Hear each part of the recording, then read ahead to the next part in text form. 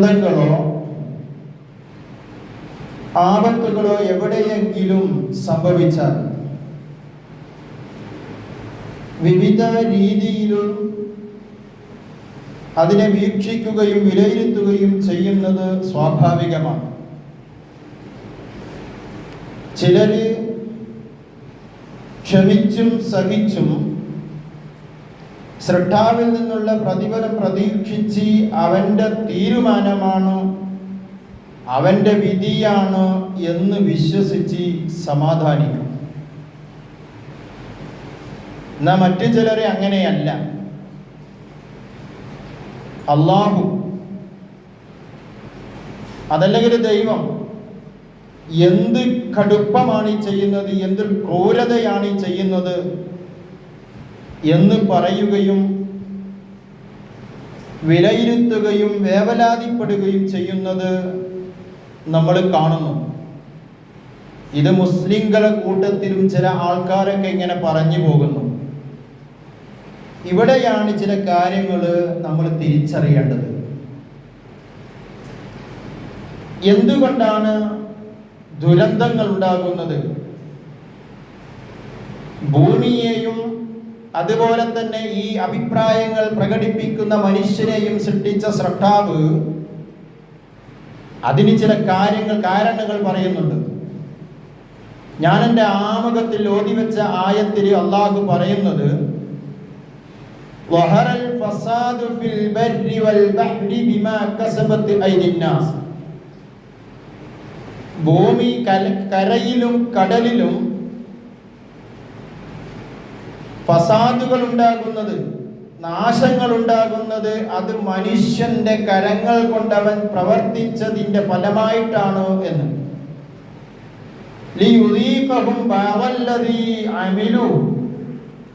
അവർ ചിലർ ചെയ്തതിന്റെ ഫലം അവർ അനുഭവിക്കാൻ വേണ്ടിയാണ്.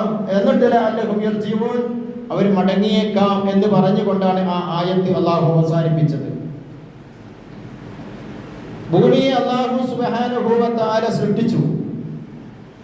എന്നിട്ട് അതിന് ചില സൗകര്യപ്രദമായ സംവിധാനങ്ങൾ, ആ ഭൂമിയുടെ സംരക്ഷണത്തിന് കൂടി ഉതകുന്ന സംവിധാനങ്ങൾ അല്ലാഹു തആല ഒരുക്കി വെച്ചു, ഏർപ്പെടുത്തി വെച്ചു. വഹുവല്ലദീ മദ്ദൽ അർള വജഅല ഫീഹാ റവാസിയ വഅൻഹാറ. സൂറത്ത് റഅദിന്റെ 3-ാമത്തെ വചനത്തിൽ അല്ലാഹു പറയാണ്, അല്ലാഹുവാണ് ഭൂമിയെ വിശാലമാക്കിയവൻ. എന്നിട്ട് വജഅല ഫീഹാ റവാസിയ വഅൻഹാറ, ആ ഭൂമിയിൽ ഉറച്ചു നിൽക്കുന്ന പർവ്വതങ്ങളെയും നദികളെയും അല്ലാഹു തആല സംവിധാനിച്ചു വെച്ചു എന്ന്. അലം യജ്അലിൽ അർള മിഹാദ വൽ ജിബാല ഔതാദ. മറ്റൊരായത്തിൽ അല്ലാഹു തആല ഭൂമിയെ വിരിപ്പാക്കി നിർത്തി, വിരിപ്പാക്കി വെച്ചു, വിരിപ്പ് പോലെയാക്കി വെച്ചു. വൽ ജിബാല ഔതാദ, എന്നിട്ട് അതില് പർവ്വതങ്ങളെ അതിന്റെ ആണിയാക്കിക്കൊണ്ട് അല്ലാഹു തആല സംവിധാനിച്ചു വെച്ചു എന്ന് ഭൂമിയെ സൃഷ്ടിച്ച പടച്ചവനാണ് പറയുന്നത്. ഇനി നിങ്ങൾ ആലോചിച്ച് നോക്ക്, മനുഷ്യന്റെ സ്വാർത്ഥ താല്പര്യങ്ങൾക്ക് വേണ്ടിയിട്ട് ഈ സംവിധാനങ്ങളെയെല്ലാം മനുഷ്യൻ എന്തെങ്കിലും ഒരു വികസനം എന്നൊക്കെ പേര് പറഞ്ഞുകൊണ്ട്, ഓമന പേരിട്ടുകൊണ്ട് അത് മനുഷ്യൻ തകർത്തു കളഞ്ഞു, മല ഇടിച്ചു കളഞ്ഞു. മനുഷ്യൻ ഭൂമിയുടെ ആണി ഇങ്ങോട്ട് പറിച്ചെടുത്തു. അതുപോലെ അൻകാറുകളെ, നദികളെ, അതിൽ മനുഷ്യന്റെ കൈകടത്തിലുണ്ടായപ്പോൾ വെള്ളങ്ങൾ ഒഴുകേണ്ട സ്ഥാനത്തേക്ക് ഒഴുകാൻ കഴിയാതെ വന്നപ്പോൾ പ്രളയങ്ങൾ ഉണ്ടായി. ആണി പറിച്ചെടുത്തപ്പോൾ ഭൂകമ്പങ്ങൾ ഉണ്ടായി. ഇങ്ങനെയുള്ള ഓരോ ദുരന്തങ്ങളും ഭൂമിയിൽ ഉണ്ടാകുന്നു. നമ്മളൊന്ന് ആലോചിച്ച് നോക്ക്, നമ്മളൊരു ബോക്സ് നിർമ്മിച്ചു, ഒരു ഉദാഹരണം പറയാം. എന്നിട്ട് ആ ബോക്സിന് വേണ്ട സ്ഥലത്തൊക്കെ കുറെ സ്ക്രൂ ചെയ്ത് കൊടുത്തു. അത് നിർമ്മിച്ച ആശാരി നമ്മളോട് പറഞ്ഞു, ഈ സ്ക്രൂ അയച്ചു വെക്കരുത്, അയച്ചാൽ ഇത് നഷ്ടപ്പെട്ടു പോകും ഈ ബോക്സ് എന്ന്.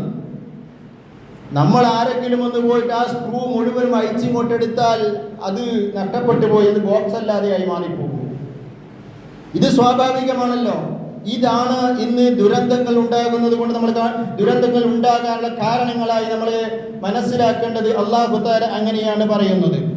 പ്രകൃതി ശാസ്ത്രജ്ഞന്മാർ വരെ അവരുടെ പഠന റിപ്പോർട്ട് വരെ അങ്ങനെയാണ് റിപ്പോർട്ട് ചെയ്യപ്പെടുന്നത്. ഇവിടെ നമ്മൾ ആലോചിക്കേണ്ടത്, അള്ളാഹു എന്ത് ക്രൂരതയാണ് ഈ ചെയ്യുന്നത് എന്ന് പറയുമ്പോൾ, അള്ളാഹു എന്ത് അക്രമമാണ് ഈ ചെയ്യുന്നത്, ദൈവം എന്ത് അക്രമമാണ് എന്ന് ചോദിക്കുമ്പോൾ, ഇവിടെ നമ്മൾ ആലോചിക്കേണ്ടത് ആരാണ് ഇവിടെ അക്രമം നടത്തുന്നത്, ആരാണ് ഇവിടെ ക്രൂരത ചെയ്യുന്നത്? മനുഷ്യരോ അതല്ല അല്ലാഹുവൻ. തീർച്ചയായിട്ടും അല്ലാഹു തന്നെ അതിന് മറുപടി പറഞ്ഞു.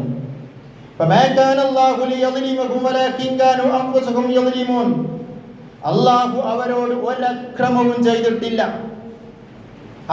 അവരോട് തന്നെയാണ് അക്രമം ചെയ്യുന്നത്.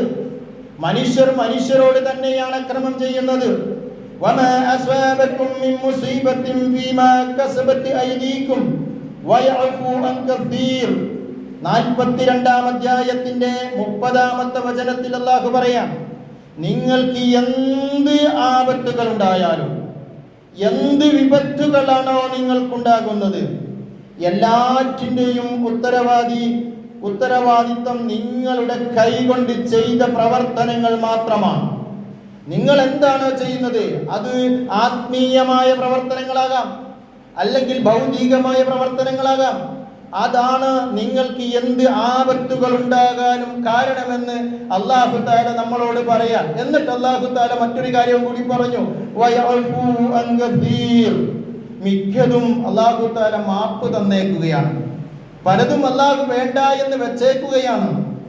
ഇടക്ക് ചില പ്രകൃതി ദുരന്തങ്ങൾ ഉണ്ടാകുമ്പോൾ നിരപരാധികളെല്ലാം അതിൽ അകപ്പെട്ടു പോകുന്നുണ്ട്, വൃദ്ധരതകൾ അകപ്പെട്ടു പോകുന്നുണ്ട്, പിഞ്ചു കുഞ്ഞുങ്ങൾ മരണപ്പെട്ടു പോകുന്നുണ്ട്.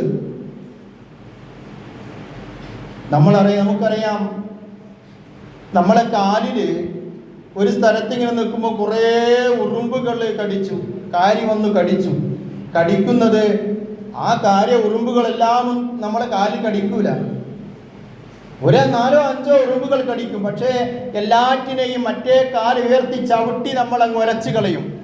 നിരപരാധികളായ ഉറുമ്പിനെ വരെ നമ്മൾ ചവിട്ടി അപകടപ്പെടുത്തുന്നുവെങ്കിൽ അതൊരു സ്വാഭാവികമായ ഒരു പ്രക്രിയയാണ് എന്ന് നമ്മൾ മനസ്സിലാക്കണം. അതാണ് അല്ലാഹു തആല പറയുന്നത്, വത്തഖൂ ഫിത്നതൻ ലാ തുസീബന്ന അല്ലദീന ളലമൂ മിൻകും ഖാസ. നിങ്ങൾ സൂക്ഷിക്കണം. മനുഷ്യരോടാണ് പറയുന്നത്. നിങ്ങളെ കൈകൊണ്ട് പ്രവർത്തിക്കുന്ന കാരണമായിട്ടാണ് ഭൂമിയിൽ ദുരന്തങ്ങൾ ഉണ്ടാകുന്നത്. അതുകൊണ്ട് നിങ്ങൾ സൂക്ഷിക്കണം. ലാ തുസീബന്ന അല്ലദീന ളലമൂ മിൻകും ഖാസ. നിങ്ങളിൽ നിന്ന് അക്രമികൾക്ക് മാത്രമല്ല അതിൻ്റെ നാശമുണ്ടാവുക, അതിൻ്റെ ഫിത്നയുണ്ടാവുക, നിരപരാധികളും അതിലകപ്പെട്ടു പോകും എന്ന് അല്ലാഹു തആല നമ്മളോട് പറയാണ്. എന്തുകൊണ്ടാണ് അല്ലാഹു ഇങ്ങനെ പറയുന്നത്? മനുഷ്യന് സൂക്ഷിക്കാൻ വേണ്ടിയാണ്, മനുഷ്യന് ശ്രദ്ധിക്കാൻ വേണ്ടിയാണ്. അള്ളാഹുവിൻ്റെ കാരുണ്യമാണ്. ഒരു ക്രൂരനാണ് പടച്ചവനെങ്കിൽ അള്ളാഹു അങ്ങനെയൊന്നും പറയേണ്ടതില്ല. കുടുങ്ങുന്നവർ കുടുങ്ങട്ടെ, അനുഭവിക്കുന്നവർ അനുഭവിച്ചു പോട്ടെ എന്ന് കരുതിയാൽ മതിയായിരുന്നു. ഇനി നിങ്ങൾ അറിയിക്കണം, അത്തരം ദുരന്തങ്ങളിൽ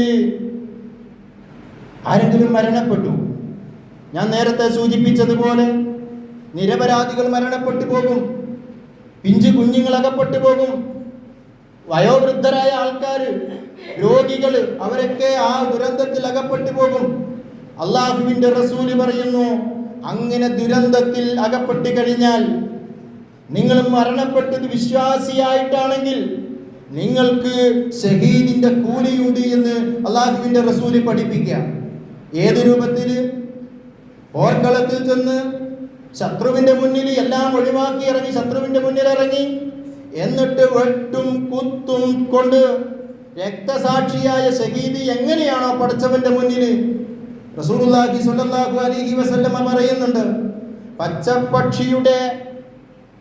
പച്ചപ്പക്ഷിയിൽ അതിന്റെ അർവാഹുകൾ സ്വർഗത്തിങ്ങനെ പാറി കളിക്കുമെന്ന് റസൂല് പറഞ്ഞിട്ടുണ്ടെങ്കിൽ ആ ഒരു കാറ്റഗറിയിലായിരിക്കും വിശ്വാസികളായ ഈ ആൾക്കാർ എന്ന് റസൂലുള്ളാഹി സ്വല്ലല്ലാഹു അലൈഹി വസല്ലമ പറയുമ്പോൾ എത്ര വലിയ ഓഫറാണ് പടച്ചവൻ നൽകുന്നത്. അള്ളാഹുവിൻ്റെ കാരുണ്യമാണത്. അള്ളാഹു ഒരു ക്രൂരനല്ല എന്ന് നമ്മൾ തിരിച്ചറിയേണ്ടതുണ്ട്. അതുപോലെ ബന്ധുക്കളായ ആൾക്കാർ, ഉറ്റവർ മരണപ്പെട്ടു പോകുമ്പോൾ ബന്ധുക്കളായ ആൾക്കാർ ഒരുപാട് പ്രയാസങ്ങൾ അനുഭവിക്കേണ്ടി വരും, ഒരുപാട് പിടിച്ചു നിൽക്കേണ്ടി വരും.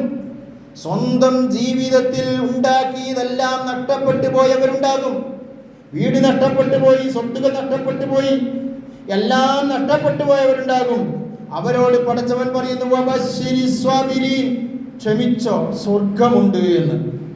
അതിനേക്കാൾ വലിയൊരു ഓഫർ എന്താണ് പടച്ചവൻ നൽകേണ്ടത് എന്ന് മാത്രമല്ല, ഇദാ അസ്വാബതുഹും മുസീബ, ഒരു മുസീബത്ത് ഒരാൾക്ക് ബാധിച്ച് എന്നിട്ട് അവൻ പറയാ ഇന്നാ ലില്ലാഹി വ ഇന്നാ ഇലൈഹി റാജിഊൻ എന്നൊരാൾ പറഞ്ഞ് ക്ഷമിച്ച് സഹിച്ച് അല്ലാഹുവിന്റെ കൂലിയിൽ പ്രതീക്ഷിച്ചിരുന്നാൽ സ്വലവാതും മിർ റബ്ബിഹിം വറഹ്മ, അല്ലാഹുവിന്റെ കാരുണ്യം അവനിക്കുണ്ട്, അല്ലാഹുവിന്റെ അനുഗ്രഹം അവനിക്ക് ലഭിക്കുമെന്ന് അല്ലാഹു ഓഫർ നൽകുകയാണ്, ക്ഷമിക്കണം എന്ന്. എന്നിട്ട് ഇവിടെ ബാക്കിയുള്ള കുറെ മനുഷ്യന്മാരുണ്ട്.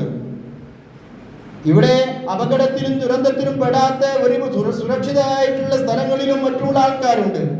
അവരെ ഉൾപ്പെടുത്തിക്കൊണ്ട് റസൂലുള്ളാഹി സ്വല്ലല്ലാഹു അലൈഹി വസല്ലമ പറയുന്നുണ്ട്, അർറാഹിമൂന യർഹമുഹുർ റഹ്മാൻ, നിങ്ങൾ കരുണയുള്ളവരാകണം, നിങ്ങൾ കരുണയുള്ളവരാകണം, എങ്കിൽ പരമകാരുണികൻ നിങ്ങളോട് കരുണ കാണിക്കും. നിങ്ങൾ ഇർഹമൂ മൻ ഫിൽ അർളി യർഹമുകും മൻ ഫിസ് സമാ, ഭൂമിയിലുള്ളവരോട് നിങ്ങൾ കരുണ കാണിക്കണം, ആകാശത്തുള്ളവൻ എന്നാൽ നിങ്ങളോട് കരുണ കാണിക്കുമെന്ന്. അവർക്ക് വീടില്ല, നിങ്ങൾ വീട് വെച്ച് കൊടുക്കാനുള്ള സംവിധാനം നിങ്ങൾ ഉണ്ടാക്കി കൊടുക്കണം. അവരെ ബന്ധുക്കൾ മരണപ്പെട്ടു പോയിട്ടുണ്ട്, അവരെ ഏറ്റെടുക്കേണ്ടവരെ നിങ്ങൾ ഏറ്റെടുക്കണം എന്നൊക്കെ ആ രീതിയിൽ അല്ലാഹുവിന്റെ റസൂൽ നമ്മളെ പഠിപ്പിക്കുകയാണ്. എത്ര കാരുണ്യമാണ് പരിശുദ്ധ ഇസ്ലാമും മഹാനായ റസൂലുള്ളാഹി സ്വല്ലല്ലാഹു അലൈഹി വസല്ലമയും അല്ലാഹുവിന്റെ സന്ദേശം ലോകത്തോട് വിളിച്ചു പറയുന്നത്. എന്നിട്ട് റസൂലുള്ളാഹി സ്വല്ലല്ലാഹു അലൈഹി വസല്ലമ പറയാം, ദുരന്തത്തിലും അല്ലാതെയും പല രൂപത്തിലും ഭർത്താക്കന്മാര് മരിച്ചുപോയ വിധവകളായ സ്ത്രീകൾ ഉണ്ടാകും, അതുപോലെ പാവപ്പെട്ട ആൾക്കാരുണ്ടാകും.